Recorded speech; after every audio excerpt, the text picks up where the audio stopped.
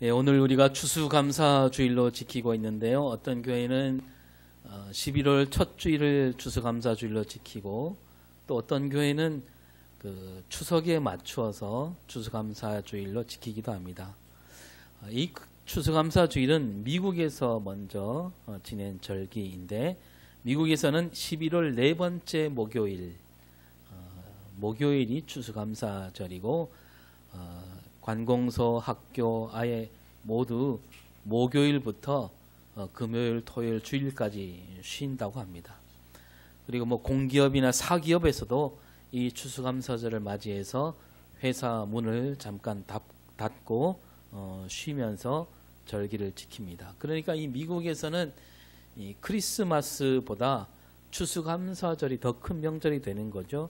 크리스마스는 하루 쉬는데, 그래서 우리나라에 추석이 있다면 미국은 추수감사절이 있는 거죠.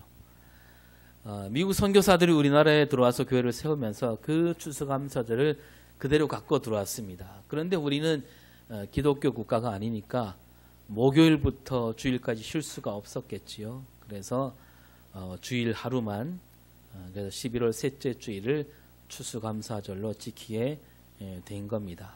근데 세월이 지나면서 몇몇 교회들이 이 추수감사절을 우리나라 그 날씨와 절기에 맞추자라고 하면서 11월 첫 주일로 바뀌기도 했고, 또는 추석에 맞추어서 추수감사를 지키게 된 거죠. 성경에는 추수감사절이란 말은 없습니다. 다만 초막절이라는 절기가 있는데 유대인들이 지키는 큰 세 가지 명절 가운데 하나죠.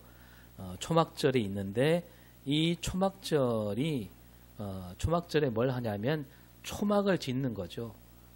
여름이 지나고 초막을 지으면서 거둬들인 곡식을 그 안에 쌓아둡니다. 모아서 쌓아두는 거죠. 그래서 이 초막절과 추수감사절이 비슷하다라고 할 수 있겠습니다. 따라서 우리가 추수감사절을 언제로 해야 되느냐, 그건 그렇게 크게 중요하지 않지요. 어찌되었든 우리는 늘 감사하는 마음을 잃지 말아야 된다. 감사절을 지킨다. 이것은 우리 기독교 신앙에서 빼놓을 수 없다. 이것만 우리가 잘 간직하면 되는 거죠. 그래서 우리가 7월 첫 주일은 맥주감사주일로 지키고 11월 셋째 주일은 추수감사주일, 11월 셋째 주일날 지키는 것도 뜻이 있죠. 우리가 한 해를 돌아보면서 하나님께 감사하는 마음. 제가 늘 드리는 말씀인데 우리 기독교는 감사하는 종교라고 했습니다. 감사를 앞세우는 종교는 우리 기독교밖에 없다. 다른 데서는 감사하다는 말을 잘 안 하거든요. 우리가 왜 감사해야 됩니까? 하나님께서 우리에게 모든 것을 다 주셨다. 그런 믿음이 있기에 우리는 감사해야 되는 거죠. 또 하나님이 그뿐만 아니라 우리를 하나님 자녀로 삼아 주셨다.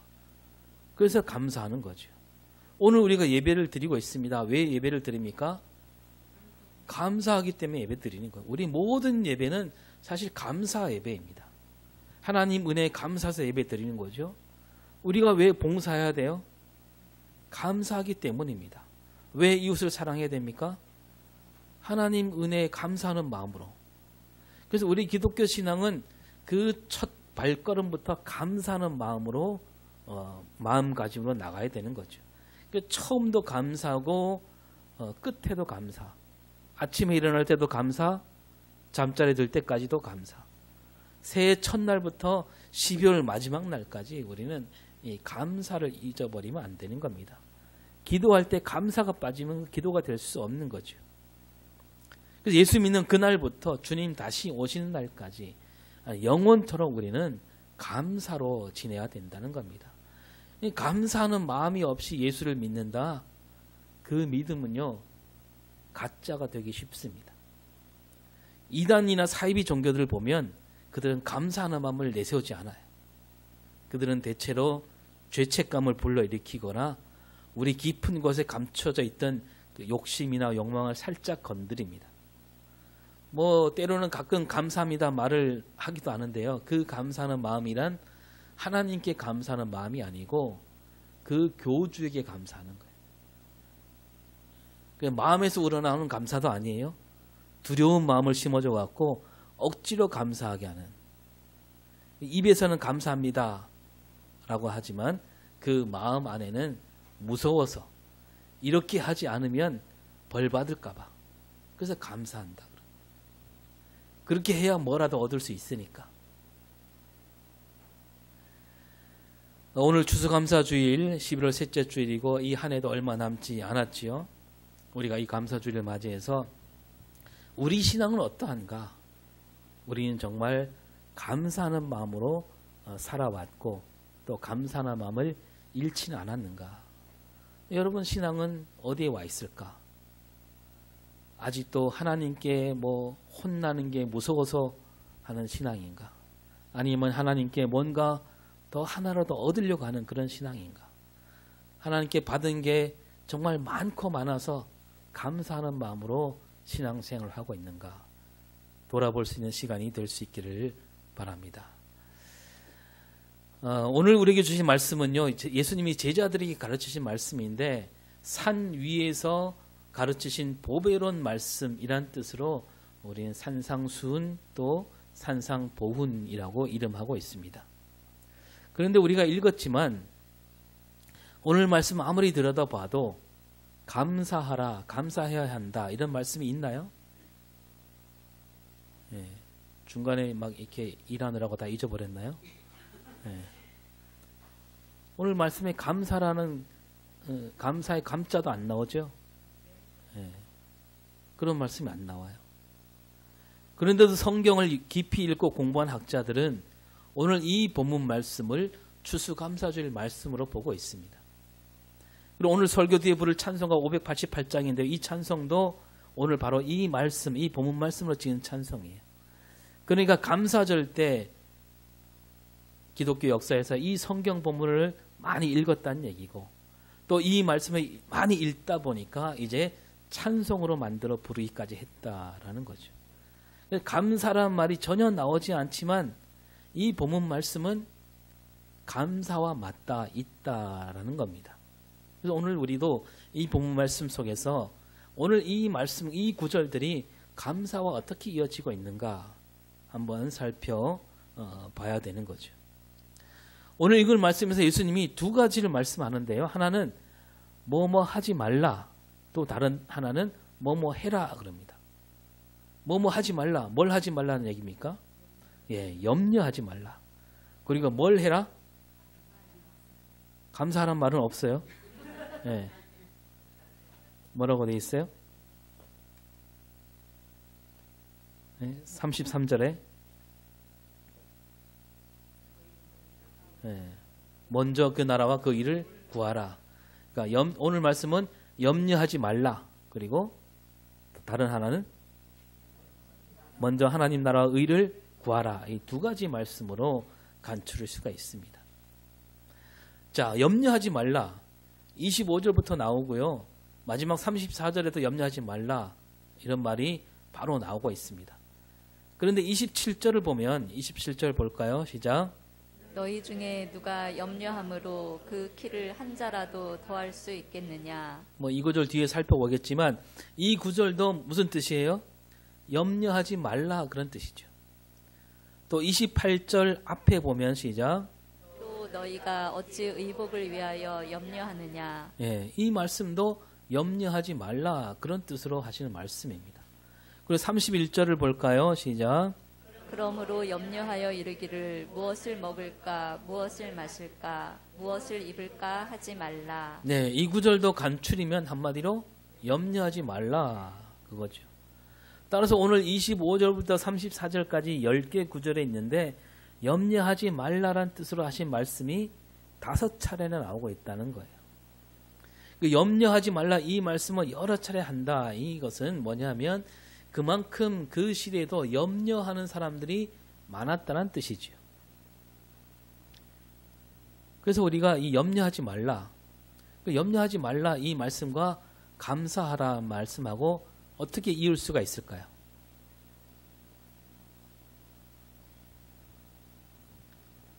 그냥 이어보면 돼요. 염려하지 말고 뭐 해라? 감사하라. 다른 말로 하면 감사하는 마음이 있으면 염려하지 않는다는 얘기지요. 그래서 감사하는 말씀이 없지만 염려하지 말라는 이 말씀 안에 감사하며 살아라, 그런 뜻이 담겨져 있는 거예요. 그런데 우리가 세상을 살면서 염려 없이 살 수가 있을까요? 우리 삶을 보면, 가만히 보면 염려와 걱정으로 가득합니다. 뭐 지금 비가 오고 있지만 어제도 이장님이 방송할 때 뭘 염려했어요? 물 수위가 막 내려갈까봐, 물을 아껴 써야 된다, 제한급수 될까봐, 그런 방송이었어요. 지난 8월 말부터 우리 검은대에 비가 거의 안 왔잖아요. 다른 곳에는 막 비가 쏟아지는데도 여기는 비가 안 오고, 오더라도 찔끔 오다가 말고. 비가 안 오니까 걱정, 염려. 오늘과 내일 비가 온다 하는데 얼마나 올까? 하여튼 그런 걱정부터, 비가 안 와서 쑥은 잘 자랄 수 있을까? 또 바람이 불면 배가 뜰 수 있을까? 어제도 배가 안 떴잖아요. 추수감사절인데 강다성이 텅텅 비면 어쩌나. 아침 배라도 제때 떠야 되는데 뜨긴 떴는데 시간이 또 안 맞아갖고 다들 발을 동동 굴렀잖아요. 아무튼 갖고 오시느라고 너무 수고하셨고, 또 막 마중 나가느라 수고하셨고, 그런 걱정과 염려, 물가가 올라서 걱정이고요, 정치가 시끄러우니까 걱정이고, 북한이 미사일 쏘니까 또 걱정. 정말 걱정과 염려가 우리 꼬리에 꼬리를 물고 있지 않습니까? 우리가 그런 말을 자주 들어요. 우리가 하는 걱정과 염려 가운데 지나고 보면 일어나지 않은 일이 훨씬 더 많다. 한 100가지를 걱정했다면 그 가운데 90가지는 알고 보니까 일어나지 않은 일이었다라는 거죠. 그러니 그런 쓸데없는 걱정과 염려는 빨리 버려야 한다, 이런 말을 우리가 자주 들었지요. 그런데요, 오늘 예수님이 염려하지 말라고 하신 말씀은 아무리 봐도 이거는 쓸데없는 걱정이나 염려는 아닌 것 같아요. 25절 다시 볼까요? 시작. 그러므로 내가 너희에게 이르노니 목숨을 위하여 무엇을 먹을까, 무엇을 마실까, 몸을 위하여 무엇을 입을까 염려하지 말라. 예. 목숨이 음식보다 중하지 아니하며 예. 몸이 의복보다 중하지 아니하냐. 예. 그러니까 무엇을 먹어야 하는가, 무엇을 마셔야 하는가, 무엇을 입어야 하는가, 그런 염려하지 말라. 그런데 이 말씀들이 뭐 부자들이나 배부른 사람들에게 하시는 말씀이라면 뭐 얼마든지 그렇게 볼 수 있죠. 그런 사람들이야 먹을 걱정, 입을 걱정 없습니다. 그들에게는 무엇을 먹을까, 무엇을 입을까, 이거는 뭐 쓸데없는 걱정일 수도 있죠. 또는 행복한 걱정이라고 할 수 있겠습니다. 근데 예수님이 오늘 하시는 말씀은 부자들, 먹고 살 걱정이 없는 사람들에게 주신 말씀이 아니었어요. 지금 예수님 앞에 말씀을 듣는 사람들은 우리 이 말씀 앞뒤를 보면 누구냐 하면 무리와 제자들이. 그 무리 어떤 사람들이에요? 갖가지 병으로 힘겹게 사는 사람들이 있고, 귀신 들린 사람도 있고요, 사흘 굶기를 밥 먹던 한 사람들, 목자 없는 양과 같이 떠돌아다니는 사람들, 가난과 고통 속에 사는 사람들, 이 사람들은 정말 하루 먹을 양식, 한 끼 먹을 양식이 없는 사람들, 무엇을 먹을까 걱정할 수밖에 없는 사람들이잖아요. 그런데 예수님이 이 사람들에게 바로 무엇을 먹을까, 무엇을 입을까 염려하지 말라. 예수님 왜 이런 말씀하실까? 지금 앞에 있는 사람들이 얼마나 힘겹게 사는지, 정말 죽지 못해 사는 사람들이라는 거 잘 아실 텐데 말이죠. 그런 사람들에게 그냥 뭐 몸은 고될지라도 마음만 편하면 된다, 걱정한다 해서, 염려한다 해서 달라지지 않으니까 마음만으로 편하게 살아라, 이런 뜻으로 말씀하셨을까? 그리고 이어서 아까 다시 한번 읽겠습니다. 그 뒷부분을 시작. 목숨이 음식보다 중하지 아니하며 몸이 의복보다 중하지 아니하냐. 예. 목숨이 음식보다 중하지 아니하며 몸이 의복보다 중하지 아니하냐. 이거 무슨 말씀이에요? 목숨이 음식보다 중요하죠. 몸이 의복보다 중요합니다. 누구나 다 아는 말씀 아닌가요? 이거 모르는 사람이 있나요? 그리고 목숨이 중요하니까 무엇을 먹을까 염려하는 것이고, 몸이 옷보다 중요하니까 뭐 좋은 옷 입으려고 하는 것이 아니라 당장 추위를 가리고 해야 되니까 걱정하는 거 아니겠습니까? 이 목숨이 음식보다 중하고 몸이 의복보다 중하다, 누구나 아는 이 말씀. 그래서 깊은 뜻이 있는 것 같지 않고 웬만한 사람이라면 다 아는 이 말씀. 이 말씀을 하시는데 가만히 보니까 바로 이 말씀 안에 진리가 담겨 있는 거예요. 진리가 먼데 있는 게 아니라는 겁니다. 여러분, 이 말씀에 담긴 뜻은 이거예요. 먹는 것, 입는 것, 여기에 대한 지나친 걱정이 몸을 해칠 수도 있다는 거예요. 생명까지 해칠 수 있다.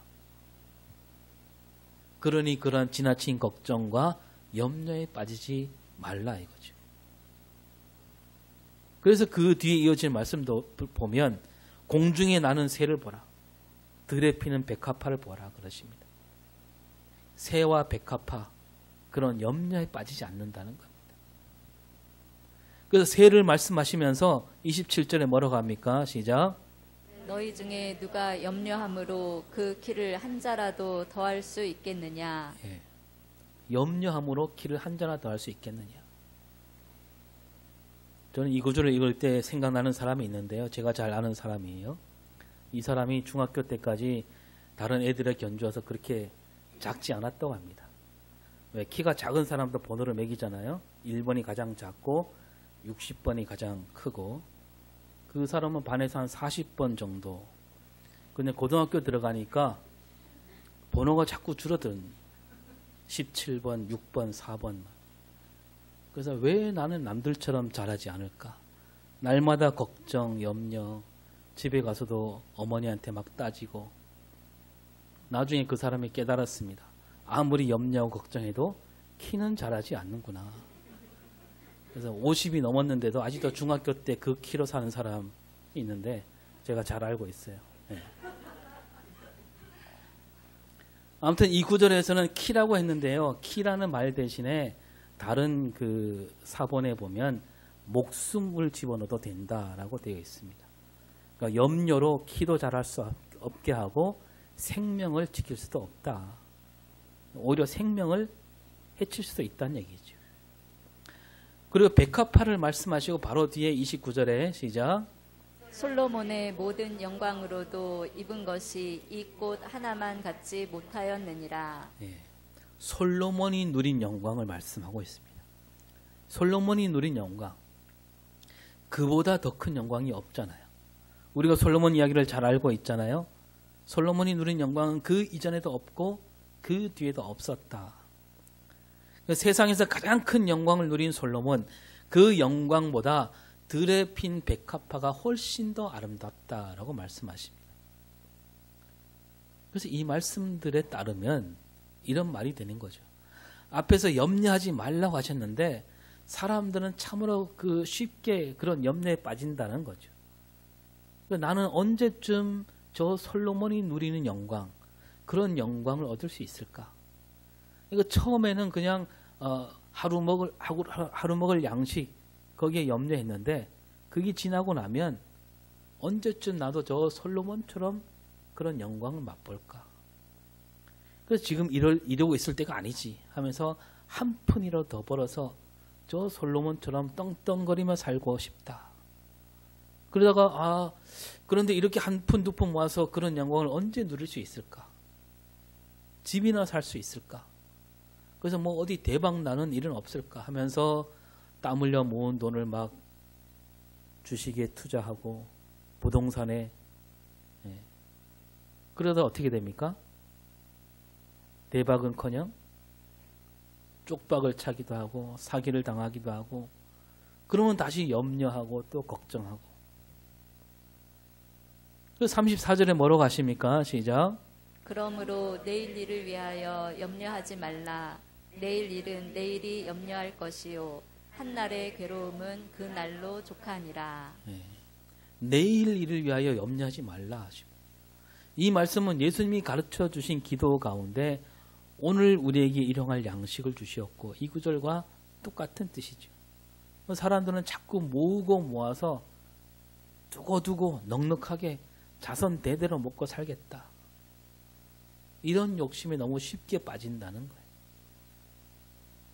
애굽에서 나온 이스라엘 백성들이 하나님이 뭘 주십니까? 광야에서 만나를 주시는데, 이 만나는 딱 하루 먹을 만큼만 걷어갈 수 있다 그랬어요. 더 많이 가져가면 그 다음 날은 그거 먹을 수가 없다 그랬어요. 그러니까 예수님이 그런 뜻에서 내일 일을 염려하지 말라. 그 지나친 염려가 오히려 사람을 더 메마르게 한다는 겁니다. 또 예수님이 솔로몬이 누린 영광이 이 꽃 하나만 갖지 못하다라고 하셨는데, 솔로몬이 제 아무리 큰 영광을 누렸다 해도 들에 핀 이 백합화보다 결코 아름답지 못하다. 예수님 시대에도 그런 사람들이 있었다는 거죠. 떵떵거리면서 남부럽지 않게 뽐내며 사는 사람들, 그런 사람들이 있었고, 그런 사람들 바라보면서 그런 사람 앞에서 기죽어 지낸 사람들이 정말 많았다는 거예요. 예수님 이 말씀으로 그런 사람 앞에서 기죽지 말아라는 얘기입니다. 그들이 아무리 잘났어도, 아무리 옷을 잘 입었어도 생명보다 값진 것이 없다는 거예요. 그러니 기죽지 말고 지내라, 그런 뜻으로 염려하지 말라는 거예요. 그러니까 이 염려하지 말라 이 말씀 안에는 더 많이 가진 사람, 나보다 더 많이 가진 사람과 견주지 말라. 내가 사는 이 땅과 저 큰 도시 사는 사람하고 견주지 말라, 그런 뜻을 담고 있습니다.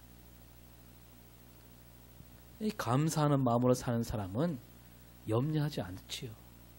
감사하는 마음이 없으니까 저 솔로몬이 누렸던 영광의 마음을 빼앗기고, 그 영광을 나도 얻으려고 몸부림치는 겁니다.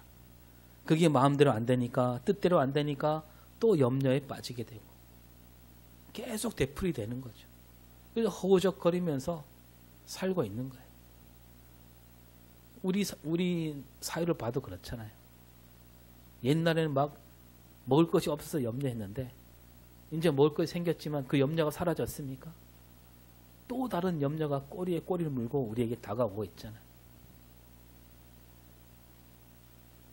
감사하는 마음을 잃었기 때문에 맥주감사절, 추수감사절 1년에 딱 2번 감사하고 나머지는 그냥 염려로 사는 거죠. 감사하는 마음으로 사는 사람은 어떤 사람인가? 33절 시작. 그런즉 너희는 먼저 그의 나라와 그의 의를 구하라. 그리하면 이 모든 것을 너희에게 더하시리라. 예. 감사하는 사람은 바로 하나님 나라를 먼저 구하는 사람. 감사하는 마음으로 사는 사람은요, 내 뜻이 아니라 하나님 뜻, 그의 의, 하나님 의가 이루어지기를 구하는 삶을 사는 사람이라는 겁니다. 이 땅이 하나님께서 다스린 나라가 되기를 구하고, 이 땅에 하나님께서 이루시는 의가 펼쳐지기를 구하는 사람, 이런 사람이 감사한 사람이고, 이런 사람이라면 언제나 기뻐할 수밖에 없다는 겁니다. 왜냐하면 내가 바라는 게 이루어지니까, 내가 바라는 것이 하나님 의니까, 하나님 뜻이니까. 근데 하나님 뜻은 반드시 이루어지니까 결국 내 뜻이 이루어지는 거 아니겠어요? 솔로몬이 누렸던 영광, 거기에는 하나님 나라가 보이지 않아요. 하나님께서 이루신 의가 나타나지 않았습니다. 왜냐하면 그 영광은 사람이 만든 영광이기 때문이에요. 처음에는요, 하나님께서 솔로몬에게 하나님께서 주셨지요. 그 모든 걸, 온갖 세상 부귀영화를 하나님이 주셨습니다. 근데 그 부귀영화로 하나님께 영광을 올려드려야 되는데, 감사하며 살아야 되는데, 솔로몬은 그게 마치 자기 힘으로 얻은 것인 양 저 이방 나라 사람들에게 뽐내고 우쭐거리다가 그만 그 영광을 세상 헛된 영광으로 바꾸고 말았던 거예요. 그래서 솔로몬이 뒤늦게 깨달았지요. 그 모든 일이 헛된 일이었구나. 얼마나 뼈저리게 깨달았는지 솔로몬이 쓴 전도서 1장 2절 시작. 네. 헛되고 헛되며 헛되고 헛되니 모든 것이 헛되도다. 예. 이 한 절에 헛되다는 말이 몇 번 나와요? 5번 나와요. 5번. 얼마나 뼈저리게 느꼈으면. 근데 솔로몬이 이렇게 외쳤건만 사람들은 그 헛된 영광에 눈을 떼지 못해요. 아직도. 헛된 줄 몰라서 달려가는 사람도 있고요. 많이 들었으니까 알면서도 돌아서지 못한 사람들도 많습니다. 자기도 솔로몬처럼 그 영광 다 누린 다음에 그런 다음에 솔로몬처럼 헛되도 소리치겠다 이런 거죠. 그 헛됨을 맛보고 나서야 그래야 직성이 풀린다.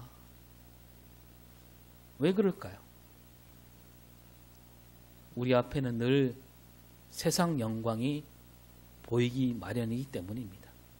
우리 귀에는 늘 뭐가 들립니까?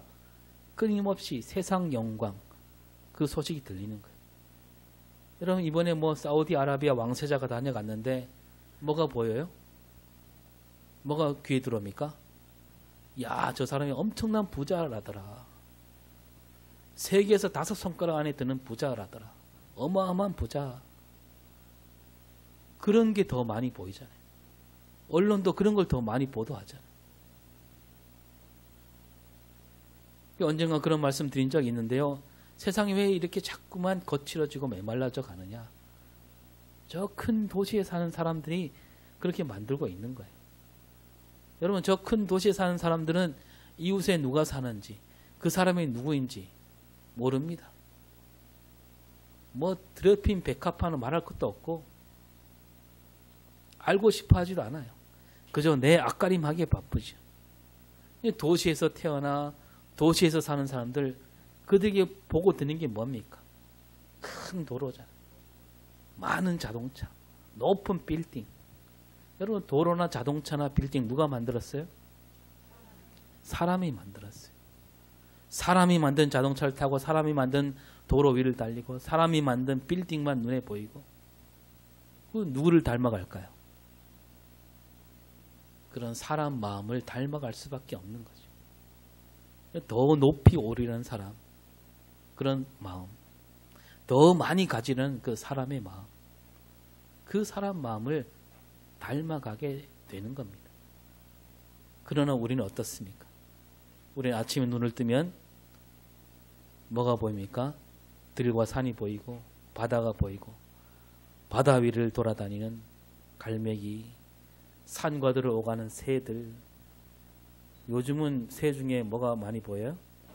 네, 아침에도 까마귀가 막 울던데 까마귀 얘기가 나왔으니까 까마귀를 보면 옛날부터 우리는 까마귀 별로 좋아하지 않았죠. 온통 까만색이고 우는 소리도 뭔가 좀 기분 나쁜 소리. 그래서 까마귀 울면 안 좋은 일이 생긴다. 까치가 울면 반가운 손님이 오고 까마귀 울면 초상이 난다. 그런 말까지 있어서 까마귀보다 까치를 더 좋은 새로 여기고 있다 그럽니다. 근데 그게 아니라지요. 까치는 농작물을 망가뜨리는 새. 까마귀는 산과 들을 돌아다니면서 온갖 더러운 것을 다 치우는 새라는 거예요. 그 막 널브러진 죽은 동물들, 썩어가고 냄새 나는 것들을 다 먹어 치우잖아요. 그리고 또 자꾸 잊어버린 사람을 가르쳐서 우리가 뭐라 그럽니까? 까마귀 고기를 먹었나 그러죠. 근데 까마귀는 똑똑하답니다. 3살 아이보다 똑똑하대요. 좁은 물병에 물이 있으면 그 물을 어떻게 먹느냐? 부리가 들어가지 않으니까 그 병에다가 돌을 집어넣는 거예요. 돌을 물이 차오르잖아요. 그렇게 물을 먹고 도로 횡단보도 위에 먹이가 떨어져 있으면 아무 때나 와서 먹는 게 아니라 보행 신호가 딱 걸렸을 때 내려온답니다. 진짜 그렇대요. 색깔을 보는 거예요. 하여튼 까치는 좋은 새, 까마귀는 기분 나쁜 새, 그거는 우리 생각이고 다 하나님이 만드신 귀한 생명이잖아요. 우리 눈에 보이는 산도 하나님이 지으셨고 바다도 하나님이 만드셨고 하나님이 지으신 산과 들을, 바다를 보며 새를 보며 꽃들을 보고 살고 있으니 우리는 누구를 닮기 쉬울까요? 하나님 마음을 닮아가기가 훨씬 쉬운 자리에 우리가 있는 거예요. 여러분, 예수님이 이렇게 말씀하시죠. 아까 읽었지만 26절 시작. 공중에 새를 보라. 심지도 않고 거두지도 않고 창고에 모아들이지도 아니하되 너희 하늘 아버지께서 기르시나니 너희는 이것들보다 귀하지 아니하냐. 예. 하늘에 나는 새들 누가 기르신다고요? 하늘 아버지께서, 하나님께서 기르신다. 그 뭐예요? 하나님 손길이 묻어 있다는 얘기 아닙니까? 또 30절 시작. 30절이 없나요? 예, 시작. 오늘 있다가 아궁이에 던져지는 들풀도 하나님이 이렇게 입히시거든. 하물며 너희일까 보냐. 믿음이 작은 자들아. 예. 그 들에 핀 풀과 꽃을 누가 입히신다? 하나님이 입히신다. 거기에도 하나님께서 베푸시는 그 따스한 손길이 다 있다라는 겁니다. 앞으로 달려가기만 하는 우리에게 하나님은 오늘도 말씀하고 있습니다. 저 공중에 나는 새를 봐라. 들에 핀 백합화를 보아라. 우리가 그 말씀을 들었다면 우리가 걸음을 멈추고 둘러봐야 되지 않겠습니까? 솔로몬이 누렸던 그 헛된 영광을 얻으려 달려가는 그 걸음을 우리가 적어도 오늘만큼은 멈춰야 되지 않을까. 근데 그 걸음을 멈추지 않는 한 우리는 염려와 걱정이 우리를 붙들어맬 수밖에 없습니다. 한번 숨을 고르고 정말 우리가 내가 지금 가고 있는 길이 바른 길인가 따져봐야 됩니다. 멈추고 하늘을 우러러보면서 산과 들, 바다를 둘러보면서 하나님 손길, 하나님 마음결을 느낄 수 있기를 바랍니다. 오늘 새벽에 시편 말씀 나눴는데요. 해와 달과 별들이 하나님을 찬양한다 그랬습니다. 바다 물고기들도 하나님을 찬양하고요. 불과 우박과 눈과 안개도 하나님을 찬양한다. 산들과 모든 작은 산과 과수와 백향목도 찬양하고 짐승과 모든 가축과 기는 것과 하늘을 나는 새들도 하나님을 찬양하고 있다. 여러분, 그 찬양 어떻게 들을 수 있습니까? 우리 가던 길을 멈춰야 됩니다. 잠깐 멈춰야 돼요. 멈추고 귀를 기울여야 됩니다. 그러면 우리도 찬양하지 않을 수가 없습니다. 꽃을 가만히 들여다보면, 지난번에 세미나 갔더니 어떤 목사님, 그 교회 담임 목사님이 그런 말씀 하시더라고요. 지나가다 꽃을 보면 반드시 멈춰서 본대요. 가만히 들여다보면 그 꽃이 막 몸을 흔든대요. 막 떨린다는 거예요. 흔들리지 않고 피는 꽃은 없다는 말도 있잖아요. 다른 말로 하면 모든 꽃은 그렇게 춤을 추고 있다는 거예요. 새들이 날개를 퍼덕이며 날아가잖아요. 춤추며 날고 있습니다. 우리도 걸음을 멈추고 춤추며 소리 높여 찬양하며 살아갈 수 있기를 바랍니다. 하나님께서 우리를 지으셨고 거기다 우리를 자녀로 삼아 주셨으니 그것만으로도 감사해야 되고, 그 감사하는 마음을 담아서 함께 찬양하며 춤추며 살아갈 수 있기를 바랍니다. 우리가 달려갈 길은 저 솔로몬이 누린 영광이 아닙니다. 우리가 달려갈 길은 예수님이 가신 길, 하나님 나라를 이루는 길. 이사야 선지자가 이렇게 노래하죠. 같이 읽습니다. 시작.